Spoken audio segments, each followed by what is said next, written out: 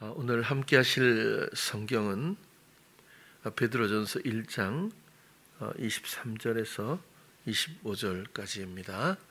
너희가 거듭난 것이 썩어질 씨로 된 것이 아니요 썩지 아니할 씨로 된 것이니 하나님의 살아있고 항상 있는 말씀으로 되었느니라. 그러므로 모든 육체는 풀과 같고 그 모든 영광이 풀의 꽃과 같으니 풀은 마르고 꽃은 떨어지되 오직 주의 말씀은 세세토록 있도다 하였으니 너희에게 전한 복음이 곧 이 말씀이니라. 아멘. 오늘 또 잠시 동안 우리가 비대면으로 예배를 드리게 되었습니다. 그래서 함께 또 모이지 못했지만 우리가 마음으로 하나님 앞에 예배 드리는 시간으로 각 처에서 임해 주시기를 바랍니다. 오늘 제목은 복음으로 정했고요. 그리고 너무 잘 아시는 베드로전서 1장 23절에서 25절을 본문으로 그렇게 또 생각했습니다. 복음은 우리에게 가장 중요하고 그리고 우리 삶의 모든 것일 수 있습니다. 전에도 한번 말씀을 드렸지만 어떤 우리 강의 시간에 복음에 대해서 물었죠. 복음을 무엇으로 생각하십니까? 어떻게 생각하십니까?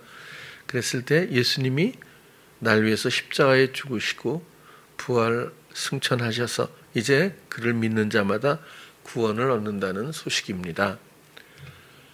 당연히 잘 정돈하고 맞는 내용이라고도 그렇죠? 생각해요. 그런 얘기를 한번 드린 것 같은데, 근데 여전히 제가 이런 내용과 이런 제목을 가지고 여러분들과 나누고 싶은 정말 간절한 그 마음은 결국 문제가 우리들의 이 복음과 예수님이 하신 나를 위해서 하신 이런 일과 나와의 관계, 상관관계고 또 어찌 보면 접점의 문제 그런 거죠. 얼마나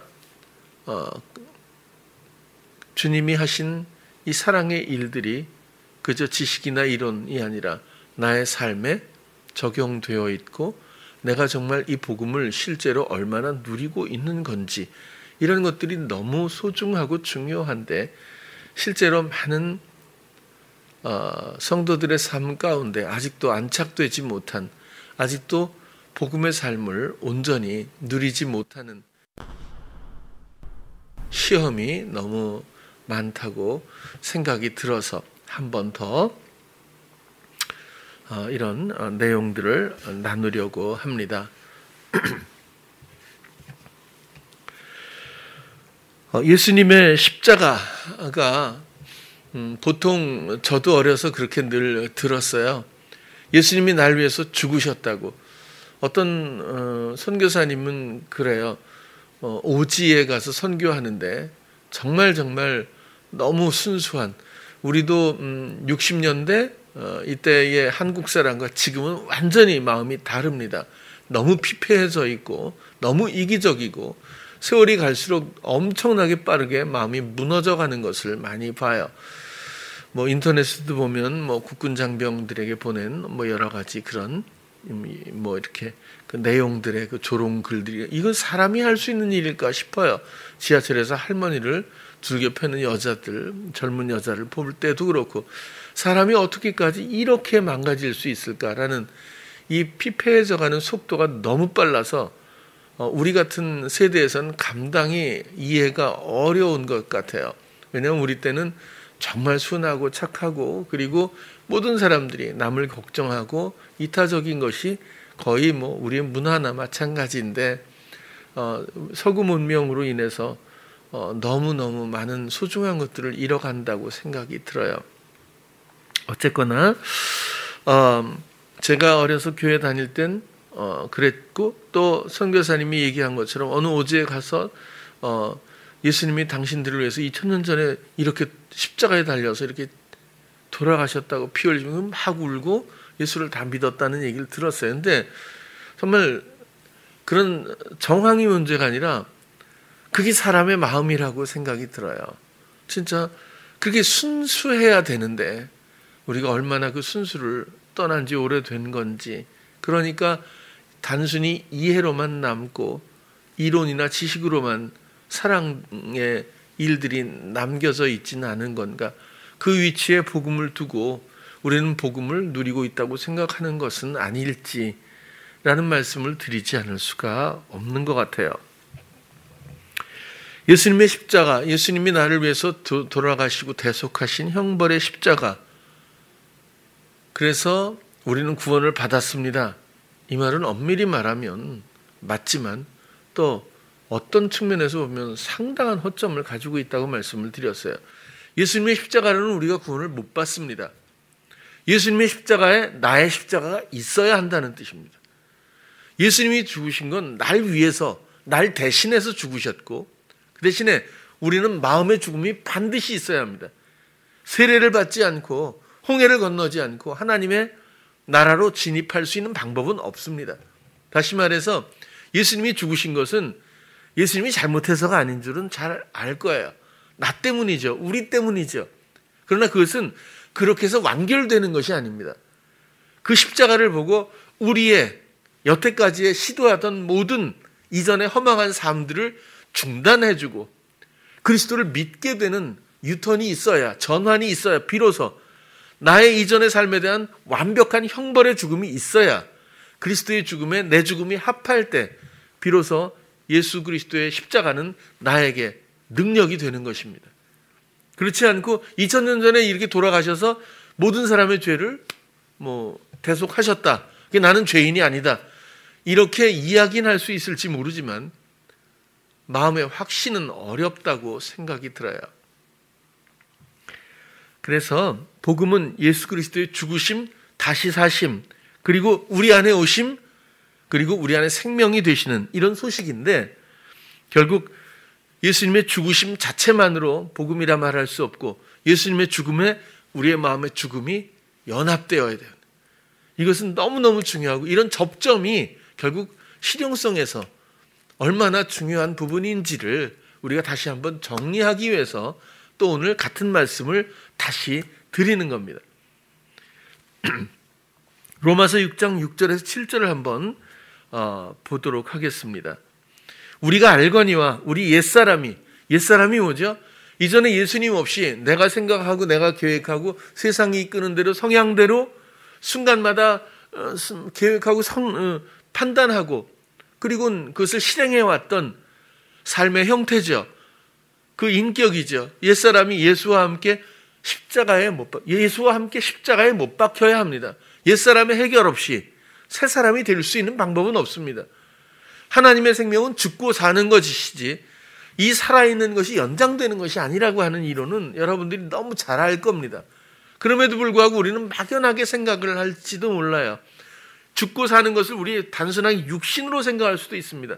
언젠가 우리가 병들고 혹은 나이 많아서 혹은 어떤 이유로든 이 육신의 생명이 끝나면 새로운 생명이 시작될 거야 라고 천국 복음을 그렇게만 설명했던 때가 있었습니다. 그래서 천국, 하나님의 나라는 지금 우리에게 이 순간에 이루어져 있습니다.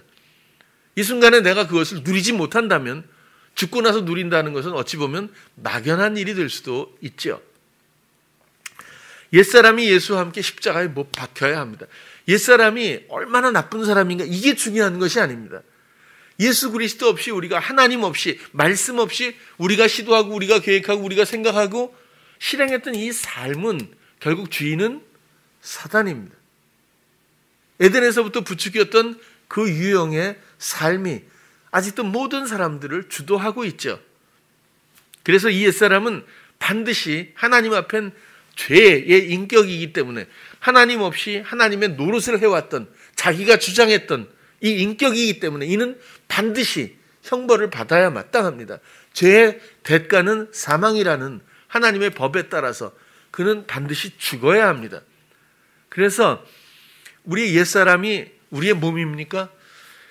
우리의 옛사람은 우리 안에 있는 인격입니다. 사는 유형입니다. 원리입니다.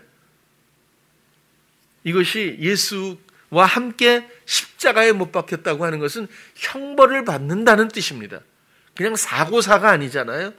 그냥 노화해서 늙어서 죽는 것이 아니라 십자가에 못 박아야 한다는 것은 하나님 앞에 형벌의 존재감을 가지고 반드시 청산되어야 한다. 그런 뜻이죠. 우리도 그렇게 해야 합니다. 예수 그리스도만 십자가에 못 박히는 것이 아니라 내가 바로 그렇게 되어야 합니다. 이전의 삶을 미워만 할 것이 아니라 포기해야 된다. 그런 뜻입니다. 그것이 얼마나 건설적이든 아니면 그것이 얼마나 이타적이든 이런 것은 전혀 중요하지 않습니다. 하나님의 삶으로 공유되어 있고 하나님의 인도하심과 하나님으로 말미암은 말씀으로 인도되는 믿음의 삶인가 아니면 내가 시도했던 에덴에서부터 유전된 삶이었는가 하는 유형이 중요할 뿐입니다. 이 옛사람이 예수와 함께 십자가에 못 박힌 것은 죄의 몸이 멸해서 이 모든 시도의 근원들이 이젠 소멸돼서 다시는 우리가 죄에게 종노릇하지 않게 하시기 위해서 죽임 당하기를 원하시는 겁니다. 이것은 손해가 아니라 손실이나 이런 문제가 아니라 죄의 종노릇하는 것이 옛사람이라는 설명이겠죠.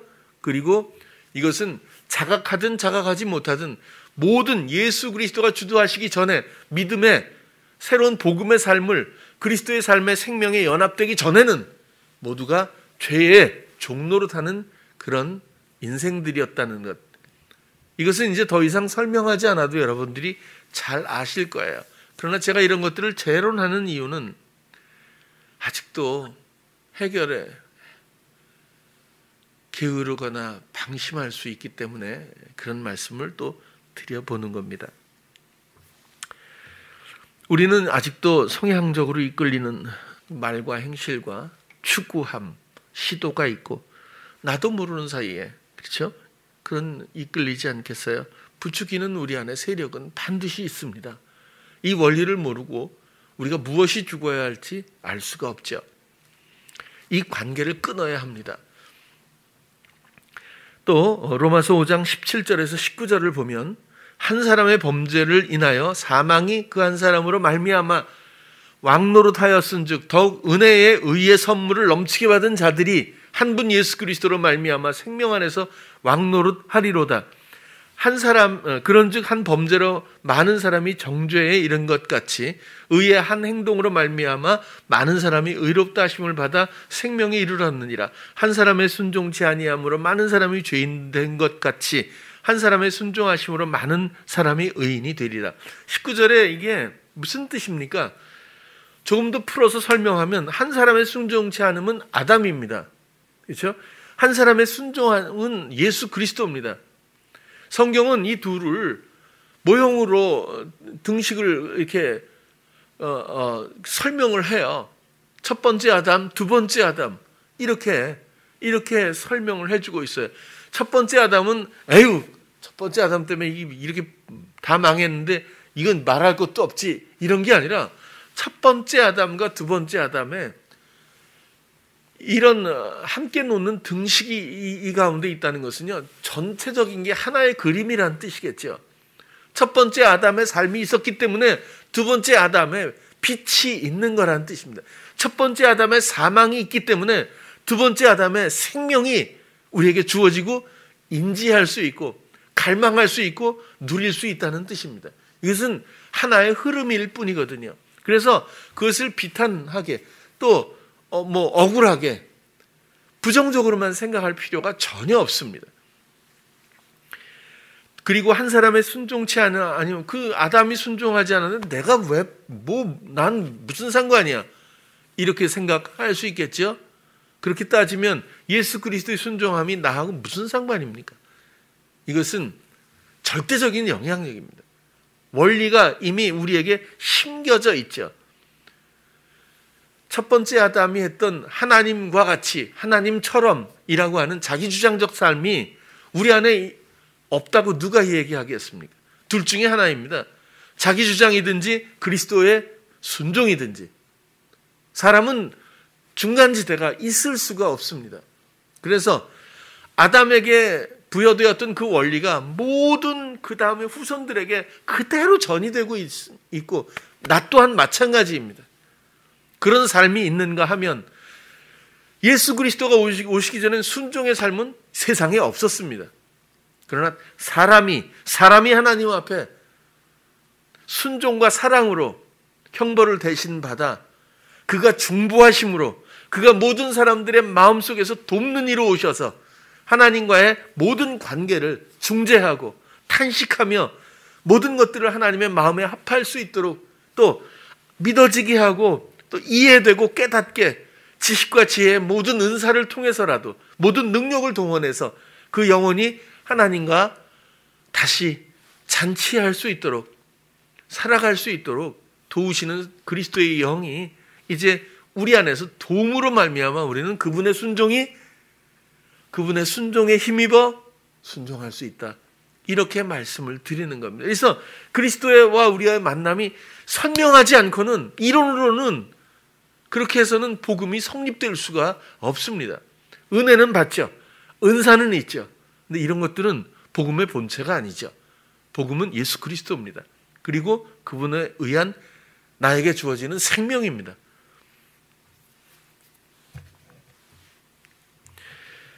그러면 예수님의 부활과 나의 새 생명의 관계는 또 어떻습니까? 예수님이 부활하셨던 거하고 나하고 무슨 상관이 있습니까? 이런 접점이 문제인데 갈라디아서 2장 20절 또 잘 아시죠? 내가 그리스도와 함께 십자가에 못 박혔나니 못 박혔다고 아까 그랬죠? 여러분들도 물론 마찬가지고 그런즉 이제는 내가 산 것이 아니요 내가 살면 안 되거든요. 그런데 교회 나오고 예수를 믿는다고 하면서 본인의 생각을 말하고 본인이 시도하고 있는 이 원리를 조금도 손상시키지 않고 마치 그리스도인 혹은 천국 백성 예수 그리스도를 믿는다고 생각한다는 이런 모순은 없습니다. 이제는 내가 산 것이 아니요 오직 내 안에 그리스도께서 사신 것이라. 이것은 단순한 얘기지만 엄청난 얘기입니다. 누가 살고 있습니까? 오늘 교회 오면서 누구와 함께 왔고 누구 때문에 왔고 누가 인도해서 왔고 누구의 생각 때문에 왔을까요? 습관 때문일까요? 아니면 좋은 마음에 내 마음 때문일까요? 아니면 어떤 이유가 있어서일까요? 오직 우리의 주장자는 예수 그리스도뿐입니다. 그것이 나의 죽음이자 새 생명이죠. 그리스도의 생명이죠. 이제 내가 이 육체 가운데 사는 것은 나를 사랑하사 나를 위하여 자기 몸을 버리신 하나님의 아들을 믿는 믿음 안에서 이것은 거래가 아닙니다. 그분을 믿지 않고서는 그분이 하시는 모든 생각과 마음과 그리고 그분의 원하심과 인도하심과 그분을 우리가 신뢰하고 따르는 행함까지의 이런 순종이 없이는 우리는 생존할 수가 없습니다. 그것이 우리의 존재감이죠. 우리의 정체성입니다. 그분을 제외하고는 우리는 아무것도 아니죠.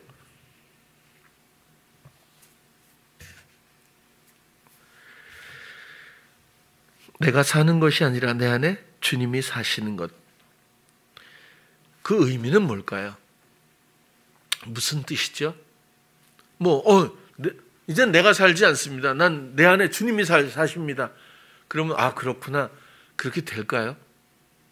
실질적으로 조금 우리가 파헤쳐서 설명을 해보면 어떨까요? 그분이 원하시는 대로 그분의 생각대로 생각 따라 그분이 또 믿어지게 하고 알게 하고 깨닫게 하고 말하게 하시는 그 주장하심 따라 실행하는 순종이 바로 그분의 사심입니다. 그 일치를 생각하는 것이 우리가 그 일치를 소망하고 생각하고 그런 것들이 바로 깨어있음이라고 말할 수 있습니다. 나의 죽음을 위해 대신 죽으시고 나의 생명을 위해 내 안에 살고 계십니다. 예수님의 죽음과 부활은 모두가 나를 위한 겁니다. 나와 사랑의 삶을 사시기 위함이죠. 이것이 여러분들의 실제가 되기를 바랍니다. 그렇게 예수님이 십자가에 죽으시고 부활 승천하신 것이 예수님의 일만이 아니라는 말씀을 드리고 또 그것을 믿는 사람들은 구원을 얻는다라는 것을 복음으로 보통 설명을 하는데, 믿는 믿음, 이 믿는 믿음이라고 하는 것도 막연하게 내가 주장하는 삶 가운데 내 아내가, 내 남편이, 내 아이가 잘 되기를 바라고 그걸 기도하면서 구하면서 이렇게 될 줄로 믿습니다. 코로나가 물러갈 줄로 믿습니다. 우린 그렇게 많이 해봤어요. 나쁜 건 아니에요. 잘못된 것도 아니죠. 그러나 조금 더 세밀하게 우리가 조금 더 생각하고 접근한다면 당신의 뜻대로 되기를 원합니다. 코로나가 있으면 어때요? 없으면 또 어떻습니까? 없으면 우리가 행복한가요? 없으면 우리가 신실합니까? 없으면 진실이 유지됩니까?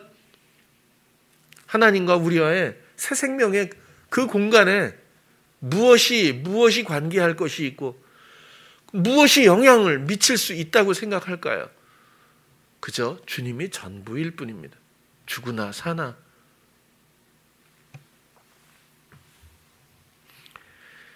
믿는 믿음을 지난 시간엔 하나님 사랑에 대한 반응이라고 말씀을 드렸어요. 어떤 신념, 의지가 아니라 그 사랑에 대한 반응으로. 아브라함도 그랬잖아요. 하나님을 사랑한 모든 사람들은, 믿음의 사람들은 전부 하나님을 사랑했던 사람이지 신념이 있던 사람들이 아니라는 거예요. 나는 분별할 수 없고 죄의 종노릇에서 벗어날 수 없지만 예수님을 의지하면 나를 지키시고 언제나 나를 건지시죠. 우리는 그 신실함을, 오차 없는 그 사랑의 능력을 믿습니다. 어떤 형편에 어떻게 빠질지 그런 게 중요한 것이 아니라 그분은 살아있고 항상 있는 말씀으로서, 나의 하나님으로서, 나의 사랑이자 나의 생명으로서 내 안에 계신다는 것, 나를 인도하신다는 것, 나를 다스리신다는 것, 나에게 공급하신다는 것. 당연히 우리가 믿는 내용 아니겠습니까? 우리가 주장하는 어떤 시도 가운데서 뭐가 잘 되기를 생각하고 그런 계획을 따라 주께 아뢰며 믿습니다 라고 하는 것, 우리 형편이, 물질이, 어떤 공급이 뭔가 호전되기 위한 이런 생활 방편적인 이야기는 조금 편중된 것 같아요. 복음은 사랑에서부터 그렇죠? 비롯됩니다. 산을 옮길 만한 믿음이 있어도 사랑이 없으면 아무것도 아니라고 설명하고 있죠. 자, 오늘 복음에 대해서 말씀드리는데, 복음은 한마디로, 제가 오늘 한마디로 설명하라고 혹시 그러면 저는 복음은 주님과 함께 사는 것이다, 이렇게 말씀을 드려보고 싶은 거예요. 실용적인 측면에서 너무 순수하고 너무 우리 성도들이 전부 착하고 그리고 갈망하는 사람들임에도 불구하고 아직도 선명하게 주님과 주님의 말씀, 주님의 향기, 주님의 삶에 대해서 혹시 간과하고 있을까 봐 오늘 제가 이렇게 말씀을 드립니다. 주님과 함께 산다는 건 어떤 내용일까요? 난 주님과 함께 살고 있어. 그렇게 생각할 수 있어요. 근데 조금 더 살펴본다면 어떻게 말할 수 있을까요? 참 어려운 문제일 수 있습니다. 근데 오늘 제가 이렇게 한번 말씀을 드려볼게요. 순간의 예수님의 생각은 어떠하신지,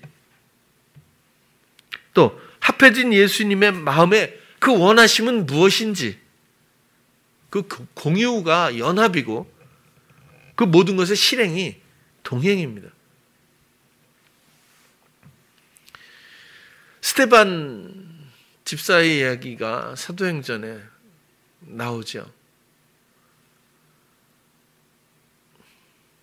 그가 돌에 맞아 죽어가면서 했던 말이 있어요. 두 마디가 있는데요. 주 예수여, 내 영혼을 받아주시옵소서.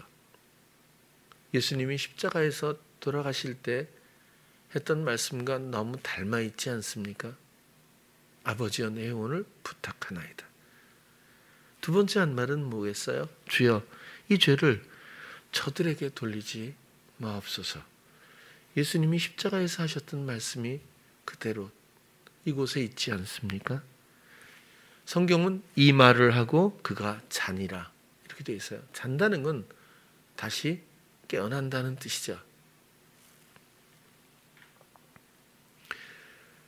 스데반이 그냥 그 순간에 예수님의 십자가의 그 멋진 말씀을 카피했을까요?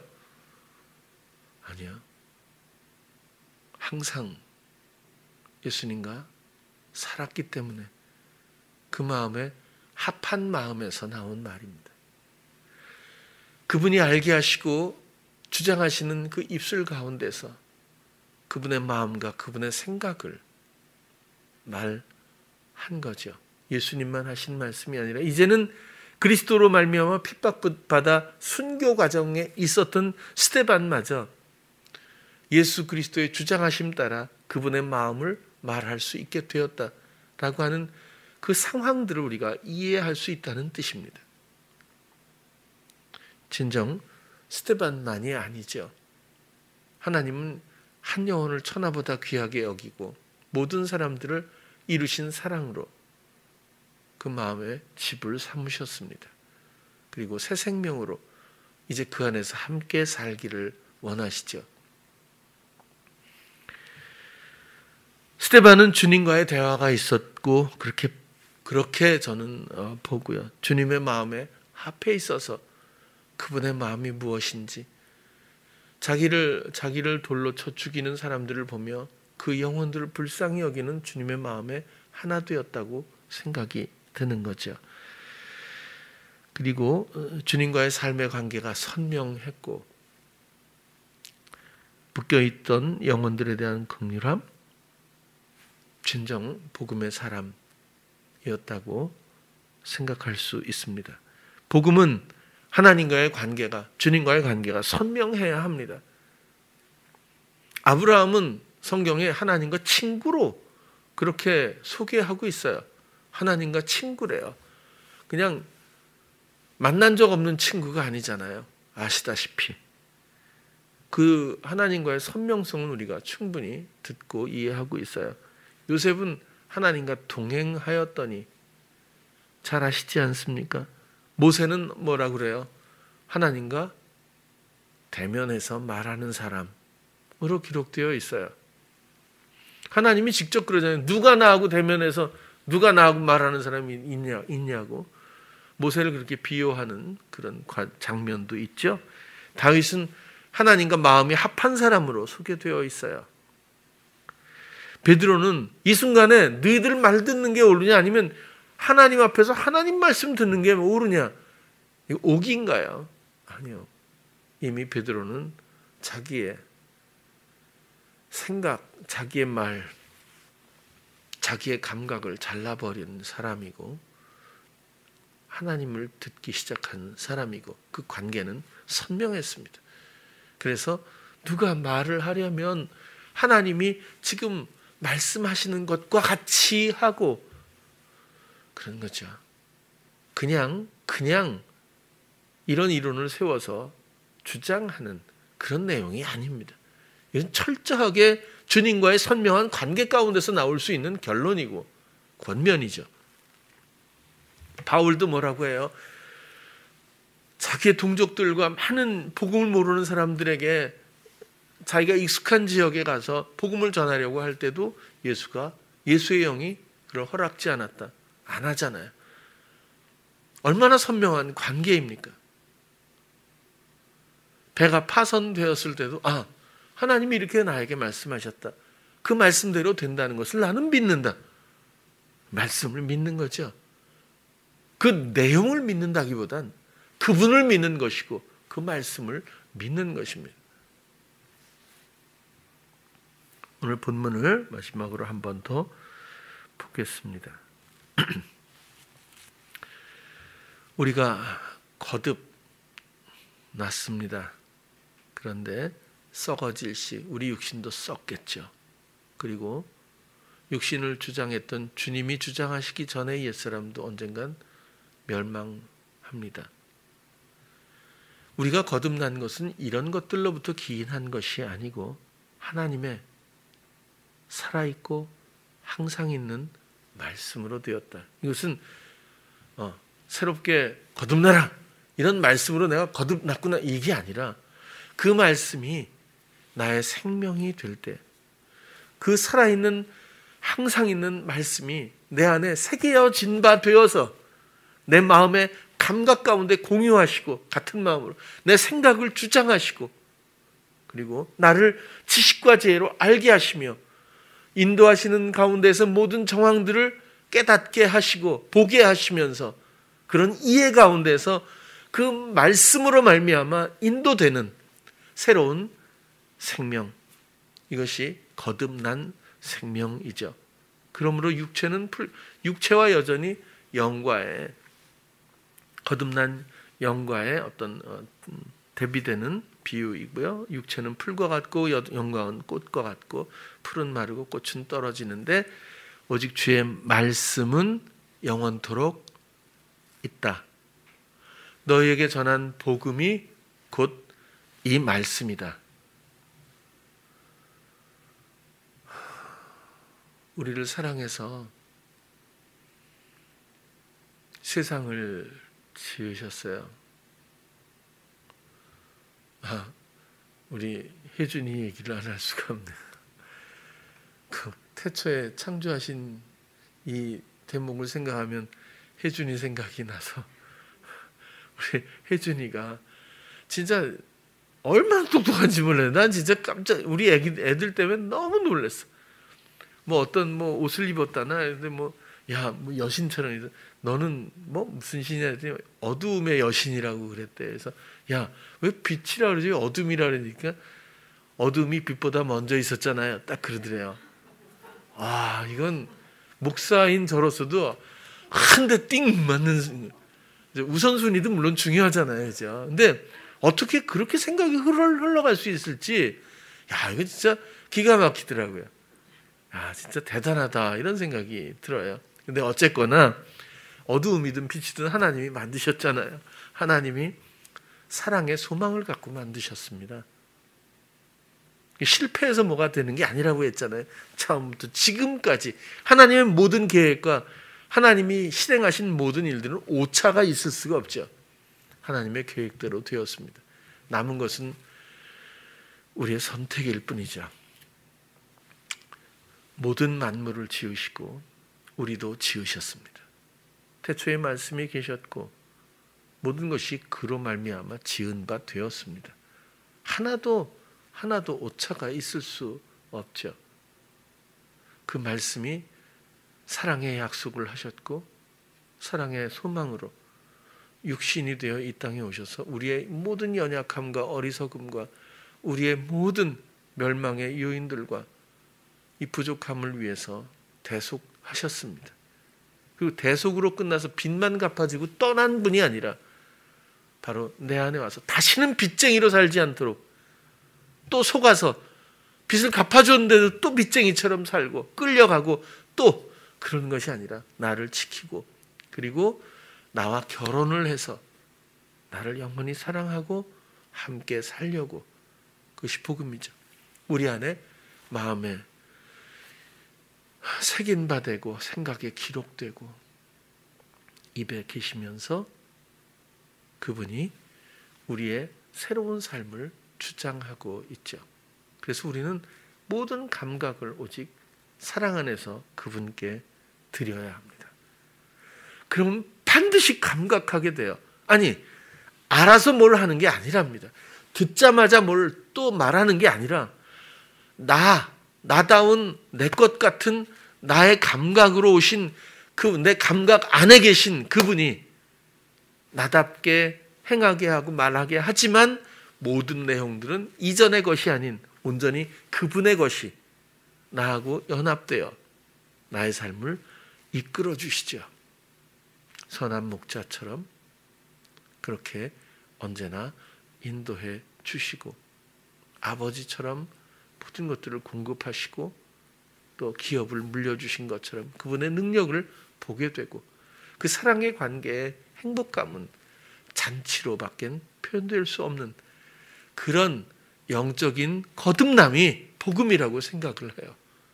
그것이 우리 모두에게 이미 주어져 있음에도 불구하고 사단은 빚 갚은 자에게 계속 전화를 걸어서 협박을 하듯이 또 다시 또 그런 것 같아요.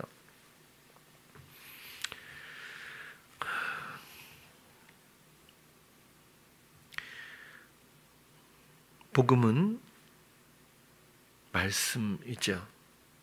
그리고 조금 더 덧붙이면 믿음의 말씀입니다. 우리는 하나님을 믿죠. 그리고 우리 안에서 감각되어지시는 그분의 모든 지각, 말씀으로부터 말미암는 모든 것들을 사모합니다. 그리고 이제 그렇게 내 영과 내 내면의 모든 감각의 모든 것이 되시는 근본이 되시는 나의 하나님, 살아있고 항상 있는 말씀,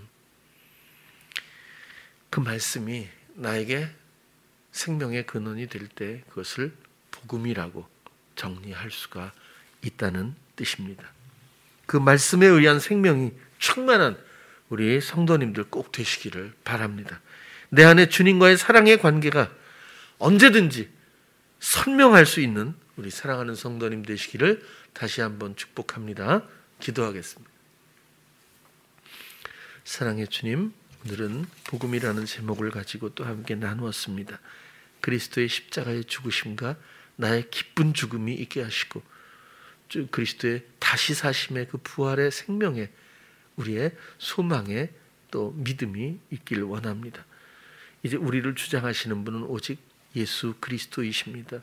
그분의 모든 감각을 공유하며 그분의 마음에 합한 자들로서 그분의 뜻을 말하고 실행하는 함께 걷는 동행이 우리에게 있기를 원합니다. 썩지 않을 말씀으로 된 거듭난 생명이 모든 성도들에게 넘치게 하여 주시옵소서. 예수님 이름으로 기도드렸습니다. 아멘.